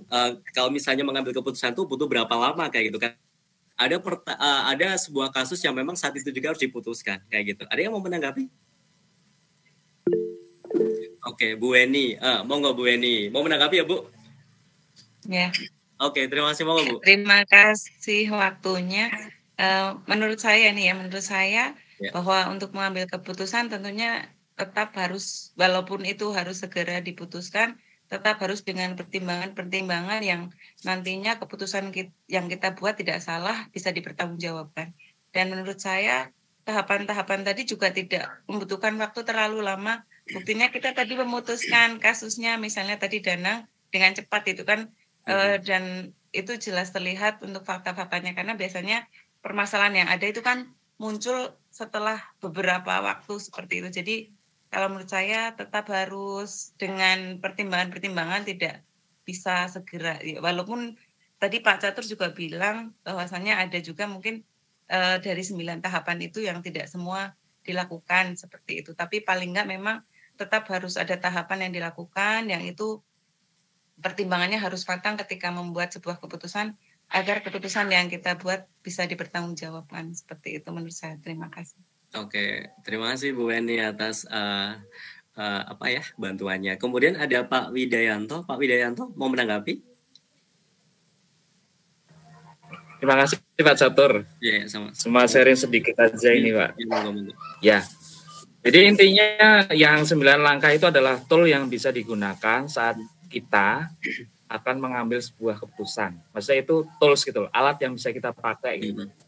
Bisa kita pakai. Tapi nanti suatu ketika Bapak Ibu itu di kepala sekolah gitu. Intinya ketika mengambil keputusan itu melibatkan proses berpikir yang digarisbawahi, proses berpikir. Selama ini ketika di lapangan seringnya keputusan itu diambil berdasarkan emosional gitu. Ya itu yang dihindari itu. Jadi berapa lamanya itu mungkin bukan berapa. Tapi ketika kita ada jeda berpikir, ada proses berpikir itu nanti akan menghasilkan sebuah keputusan yang lebih oke gitu. Ketimbang ketika kita langsung merespon cepat, tapi itu secara emosional. Berdasarkan suka nggak suka, sengit dan nggak sengit kayak gitu. Terima kasih Pak. Ya, sama-sama. Terima kasih Pak Widayanto dan Bu Weni. Betul Pak Bambang bahwa sebenarnya tiap masalah sih punya jangka waktu yang berbeda-beda gitu ya. Tadi udah disampaikan sama Bu Weni bahwa tadi kita menyelesaikan kasusnya Danang, kemudian ada Pak Joko juga ternyata dalam waktu cepat, ternyata ketika dalam sebuah forum teman-temannya kooperatif itu pasti akan berjalan dengan lancar Pak. Karena memang itu tadi yang disampaikan sama Pak Widayanto bahwa semua butuh pemikiran. Ketika kita emosi janganlah kita mengambil keputusan, karena ketika emosi mengambil keputusan pasti itu keputusannya juga atas dasar keemosian dan mungkin pertimbangannya tidak terlalu banyak gitu. Jadi ketika kita akan mengambil keputusan dan memang saat itu juga pastinya sendiri sudah memilih orang-orang yang bisa diajak ngobrol bersama dan mereka punya pemikiran yang cemerlang dan mereka kooperatif. Tapi ketika rekan kita yang ajak ternyata orangnya juga pasif, orangnya juga ogah, nggak mau tahu, jadi otomatis kita akan memiliki rekan yang tidak aktif seperti itu, ujung-ujungnya malah keputusannya membingungkan gitu ya. Jadi satu hal Pak, ajaklah beberapa orang yang di lingkungan Pak Bambang itu bisa diajak untuk sharing. Dan memang untuk tahap-tahapannya tadi ada 9, kemudian ada beberapa uji itu sebagai tools ya Pak. Kalau misalnya ingin dilakukan, paling tidak ketika kita akan ada di problematika, teman-teman kita punya langkah. Oke, Bapak Ibu kita punya problem seperti ini. Coba saya punya beberapa option yaitu 9 langkah pengambilan keputusan. Kita bahas satu-satu ya Bapak Ibu. Ketika teman-teman Bapak ternyata itu akan cepet kok Pak. Nah apalagi yang ini kan uji legal gitu ya. Paling nggak kalau yang lama itu agak uji legal gitu Pak. Karena kalau uji legal kan adakah peraturan pemerintah yang dilanggar ataukah ada undang-undang dilanggar, itu kan kita juga butuh dokumen gitu kan. Jadi mungkin ada ketika kita lagi ngobrol mungkin teman lain juga bisa browsing nah seperti itu. Jadi jangan pikir sendiri deh Pak. Ya itu aja teman-teman yang pikirannya bening, kemudian pikirannya juga jernih dan kooperatif dalam pengambilan keputusan. Nah seperti itu yang sama Pak Widayanto adalah juga ketika emosi ya. Nah Bapak Ibu kan sudah mendapatkan modul 2.2 kan, social and emotional learning gitu kan. Di situ ada model stop. Nah, ketika lagi emosi, mungkin kita bisa berpindah dari tempat yang membuat kita emosi, kita cari suasana yang nyaman, kita tarik nafas, kemudian kita rasakan detik-detik oksigen masuk ke dalam hidung kita, rasakan betapa nikmatnya, rasakan betapa kakinya kita berpijak, punggung kita diluruskan, kemudian hembuskan lagi. Nah, kayak itu Pak. Jadi, itu Pak Bambang. Oke, siap. Terima kasih semuanya. Nah, sama-sama. Yang penting jangan mikir sendiri apa kalau bingung ya. Indah Pak. Oke, kan juga ajaran Sunan kan menehno tekan manang wong kang buta nah kayak gitu. Jadi kita kasih tekan berupa tongkat nah kayak gitu yang bisa digunakan pegangan ketika mengambil keputusan. Terima kasih Pak Bambang dan untuk selanjutnya adalah Bu Siti. Sama-sama Pak. Ya, sapunturipun Pak. Dumateng Bu Siti, kalau badhe. Ya. Bu Siti bahwa tadi dalam 9 keputusannya itu ada loh yang menggunakan yang apakah jangka pendek jangka panjang, yaitu tadi adalah penggunaan paradigma Bu. Jadi yang Pak itu adalah sepertinya di urutan yang kelima kalau nggak salah, bentar saya buka PPT-nya. Ya jadi di antara jadi untuk prinsip kemudian untuk uji dan paradigma semua ada di 9 itu, Bu. Jadi kalau misalnya nanti Ibu belum jelas atau mungkin tadi pas lagi sinyalnya kurang bagus, nanti Ibu bisa baca PPT-nya yang saya berikan. Bentar, saya akan kirim nomor kontak dulu ya Bapak Ibu, siapa tahu aja ada yang mungkin nanti akan ada yang nyambung silaturahim. 0857. Nah, Bapak Ibu, di kolom chat sudah saya kirim nomor kontak saya dan nanti saya akan kirim PPT-nya untuk dipelajari lebih lanjut. Andaikan di sesi kita kali ini tidak mencukupi waktu atau mungkin akan ada obrolan-obrolan lainnya yang mungkin bisa menjadi curhatan atau mungkin sharing-sharing tentang pengalaman atau praktik baik juga boleh. Dan ada Pak Nurmuluddin, Pak Udin. Halo Pak Udin, gimana Pak Udin? Adakah yang mau disampaikan atau ada pertanyaan? Baik Pak, terima kasih. Ini setelah saya mendapatkan elaborasi ini dari terutama di bagian uji situasi ya Pak. Itu ada 5 uji. Berarti di situ ketika ada satu situasi itu gagal di 5 uji itu, maka kemungkinan besar dia adalah bujukan moral. Artinya saya jadi semakin ragu nih. Semua contoh-contoh yang ada di LMS, saya jadi ragu itu ada yang bujukan moral karena kaitannya dengan dilema etika ternyata tidak hanya dilihat dari uji legal maupun uji regulasi, sampai uji panutan pun kalau di situ gagal berarti bisa dimungkinkan kasus itu adalah bujukan moral. Berarti kasus dilema etika itu berarti apa ya namanya ya? Sangat sedikit sekali kemungkinan terjadi gitu ya. Mohon penjelasannya Pak. Terima kasih.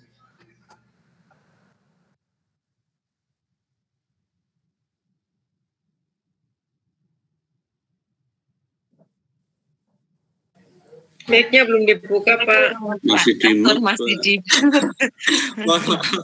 Tadi anak datang, tanya sama bapaknya, saya unmute. Oke. Adakah yang Bapak Ibu akan menyampaikan beropini tadi terkait dengan pertanyaan dari Pak Udin bahwa ternyata realnya kok sepertinya untuk dilema etika kok semakin sedikit ya dibandingkan dengan bujukan moral kayak gitu. Ya, monggo Bapak Ibu.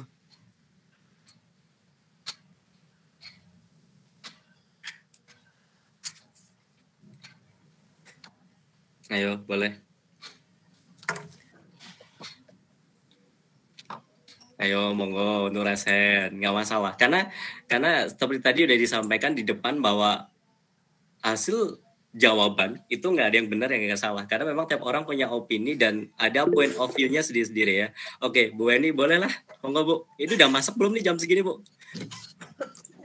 Saya masak kilat Pak, tadi karena tahu mau sampai sore. Ujung-ujungnya menjadi tetangga ya. Oke, silakan. Ya.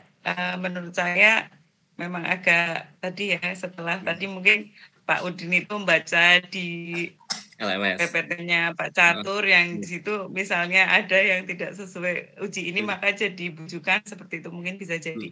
Kalau menurut saya sendiri ketika sebuah kasus mungkin lebih apakah itu bujukan moral atau dilema etika, menurut saya lebih ke itu benar salah itu lebih dilihat dari tadi uji legal dan juga uji regulasi seperti itu. Karena kalau intuisi itu kadang orang satu dengan orang lain itu intuisinya juga beda, perasaannya beda seperti itu. Ada yang baperan mungkin ada yang tidak seperti itu. Jadi dan uji publikasi juga sama, orang itu kadang memang ya uji publikasi juga sama. Jadi intinya kalau menurut saya mungkin untuk yang lebih memastikan itu dilema etika atau bujukan moral, kalau menurut saya Pak ya mungkin salah juga karena ini menurut saya itu adalah uji legal dan uji regulasi. Sementara uji yang intuisi, publikasi dan panutan itu memang kan cenderung antara satu orang dengan orang yang lain berbeda seperti itu. Mungkin itu Pak. Oke, terima kasih Bu Eni. Ya, jadi yang disampaikan sama Bu Eni itu betul, Pak Udin, bahwa memang untuk yang utama adalah uji legal dan uji regulasi. Ketika kita sebagai tenaga pendidik pastinya juga kita tidak ingin kan kita punya kasus nah kayak gitu. Nah, ketika sebuah problematika nanti dibahas secara rasio Pak. Tapi kira-kira kalau misalnya udah uji legalnya udah lolos, itu udah adem Pak. Oh ternyata saya tidak melanggar pemerintah kayak gitu. Jadi otomatis ketika apapun misalnya apapun yang terjadi, mungkin kita punya haters ya Pak, kita punya haters yang menyerang kita, kita juga punya jawaban dong. Loh, saya kan tidak melanggar peraturan pemerintah. Coba Anda bisa tunjukkan. Nah, kalau misalnya kayak gini, apa yang saya lakukan kan tidak dilarang agama, di Al-Quran juga menyarankan seperti itu, dan tidak ada beberapa larangan-larangan yang menyarankan saya seperti itu. Nah, ibaratnya seperti itu kalau dokumen kita sebagai orang muslim, kayak gitu kan. Nah, kalau misalnya di uji legal ini kan berhubungan dengan peraturan pemerintah, perundang-undangan, nah seperti itu. Ternyata legal yang pertama aman gitu. Kemudian kita sambungkan ke kode etik profesi kita sebagai guru. Mungkin kita punya, karena kita guru, kemudian kita juga punya organisasi profesi, ternyata regulasinya aman dan tidak ada bersinggungan dengan uji regulasi di situ. Nah, kalau misalnya tadi udah disampaikan sama Bu Eni, memang yang namanya intuisi tiap orang nafsi-nafsi gitu ya. Ada yang mengatakan, wah saya nggak kondangan, kayaknya nggak enak deh kayak gitu. Masa kondangan karena nggak enak, nah kayak gitu. Nah, ada juga uji publikasi. Insya Allah deh Pak, kalau misalnya uji legalnya kita lolos, kemudian uji regulasinya juga lolos, juga orang mau publikasinya pun pasti akan baik. Nah, kayak gitu. Ada biasanya itu karena ada asap kan ada api, nah kayak gitu. Nah, pastinya yang terakhir adalah uji panutan. Insya Allah kalau misalnya di antara kelima uji ini kalau dilihat dari rasio, nah kayak gitu. Kalau di rasio ternyata uji legalnya juga ternyata lolos, uji regulasinya juga lolos, itu sih pasti insya Allah iya. Nah kayak gitu Pak. Jadi memang langkah yang pertama itu karena kita rata-rata di dunia pendidikan, nah kayak gitu kita sebagai guru juga aman. Nah kayak gitu sih Pak.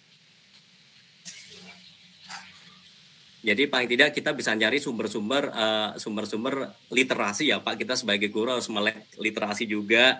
Jangan sampai karena ketidaktahuan kita tentang peraturan pemerintah yang baru membuat kita menjadi alpa terhadap keputusan. Maka dari itu, itulah penting kita jangan berpikir sendiri, kita perlu sharing dan orang-orang yang ternyata care sama dengan kita, orang yang pemikirannya jernih, orang yang yang bisa memberikan masukan-masukan baik. Karena mungkin otak yang saling melengkapi satu sama lain. Kita adalah komplementer dengan rekan yang lain gitu Pak.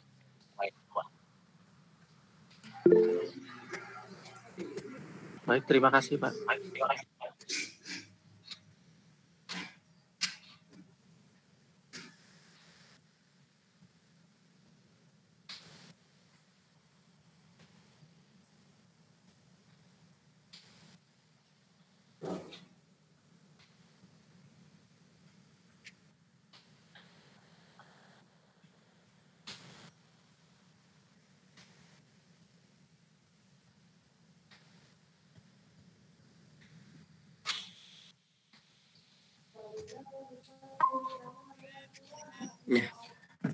Ya, mohon maaf Bapak Ibu, tadi saya ngomong sebentar.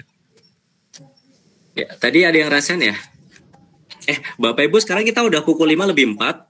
Kita kesepakatan mau sampai jam berapa? Siapa tahu aja ibu-ibu yang sekarang udah sibuk rajang-rajang pisang buat kolak, atau udah mau ngudek-ngudek panci isinya kolak atau apa gitu. Udah Pak. Sesuai jadwal mungkin Pak. Sesuai jadwal pukul 5 ya. Oke, sekarang udah jam 5:04 dan oke. Cukup Pak. Ya, terima kasih. Pastinya yang bapak-bapak sih oke, yang ibu-ibu nanti yang kebakaran jenggot. Oke. Biasanya ada juga semacam kayak laporannya Pak, yang di itu Pak. Mana linknya Pak? Maaf Pak. Biasanya ada kayak semacam ulasannya yang disampaikan CGP gitu loh Pak. Iya. Refleksi ya Bu? Iya itu Pak. Ya bentar, semacam padlet. Bentar.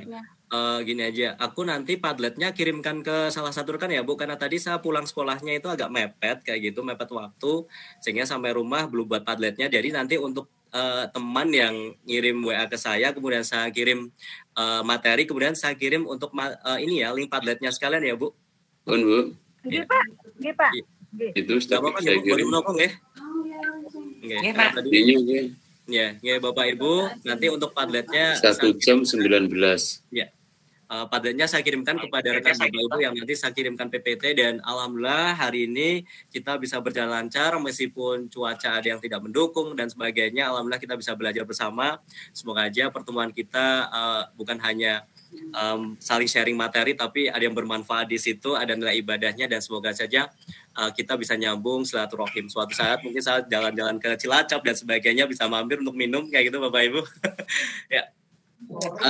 Kita tutup dengan bacaan alhamdulillah bersama-sama Bapak Ibu. Alhamdulillah.